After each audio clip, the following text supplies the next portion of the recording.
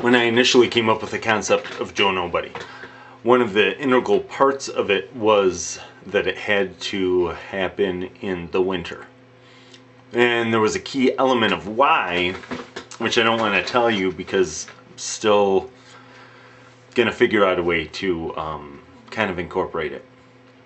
But I was supposed to film the second episode on February 7th. And we had it all set up. And when my dad passed away the day before, I wasn't in a place for a while to film it. Because the storyline is darker than anything that I normally do.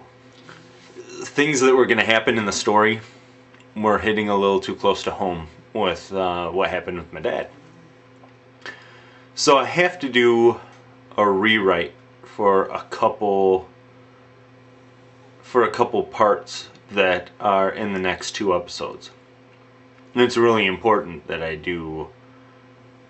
figure out how that rewrite will go.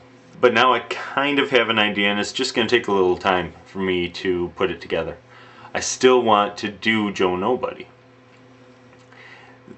And after the next 2 episodes, it'll be a lot easier. But the next 2 episodes involve me being in front of the camera a lot. In a way that I need a cameraman. And that's really the difficult part for me, is that I have 2 people that can help me with doing camera work. But it's tough to get everybody's schedule on the same page.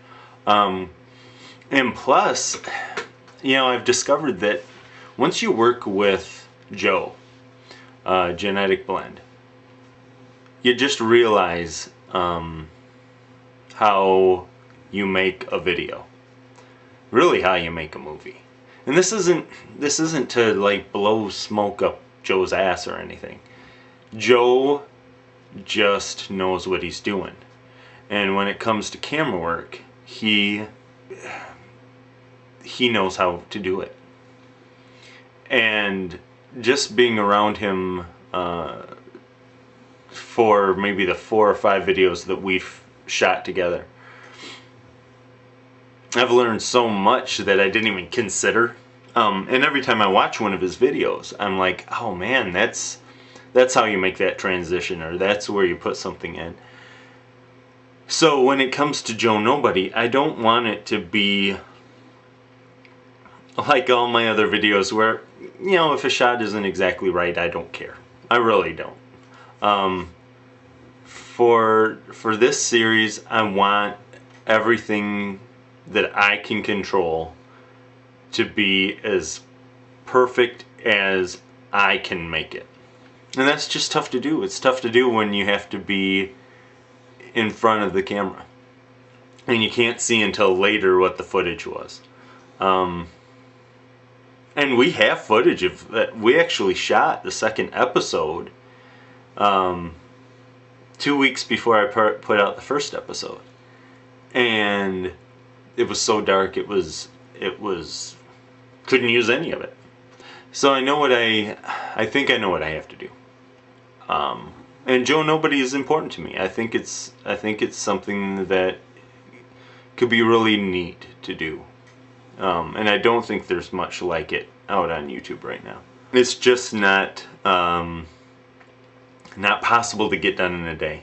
And there are other things right now that are priorities. And so I have to find a way to fit it in. And plus, I don't want to have the pressure of saying, oh, Joe Nobody has to be the next thing I do. I felt like that with the first episode. And it made it so it wasn't even fun for me. I was like, why am I even doing this? I want to be able to do any video that comes to mind and have fun with it. And it's funny because, man, this is going to be a long video. Sorry. I made the video about has YouTube changed for you. The more responses I read and watched, I have realized that YouTube hasn't changed nearly as much as I have. I mean, obviously things have happened in my life that have made me change who I am. But my reasons for being on YouTube now are different than they were when I first got on there. I never realized how much I enjoyed creating stories. I'd written a book. I had been involved in theater, all of my youth. But I didn't realize how much fun it was to create. And when I first came on YouTube, I wasn't creating stories. I was making videos. I was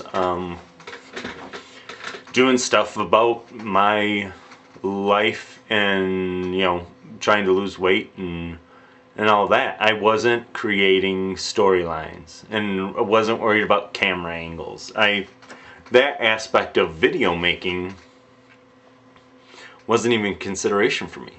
And then when I started trying it and realizing how much I liked it, and I'll be honest, I love being behind the camera and editing more than I like being in front of the camera.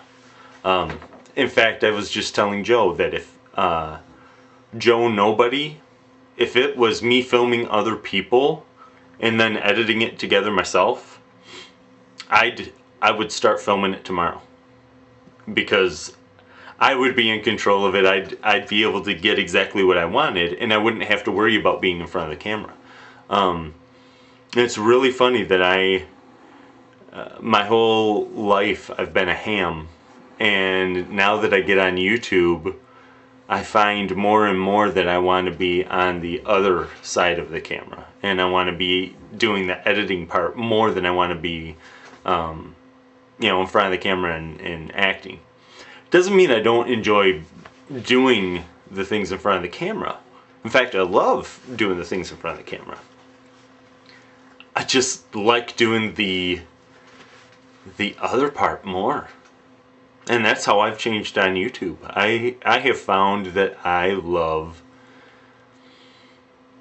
making movies more than I love acting. I don't know. I've changed, and now that I have that perspective on it, I guess I do feel differently about YouTube in a good way. Because I'm not battling myself to try to be like it was in the beginning. And I miss some of the communication I had in the beginning with people. But everyone changes and evolves. And now I'm to this part of my life on YouTube. And I like it. I enjoy it. Anyway, that was an ADD tangent. Anyway, I think maybe I updated you about Joe Nobody and what's going on. It'll continue sometime soon. I've talked to the guys that can do the camera work for me, and we're gonna try to get some stuff done next week, hopefully, and then we'll see what it looks like and see if I want to put it up. So yeah, I'm gonna have to edit this a ton. Thanks for watching.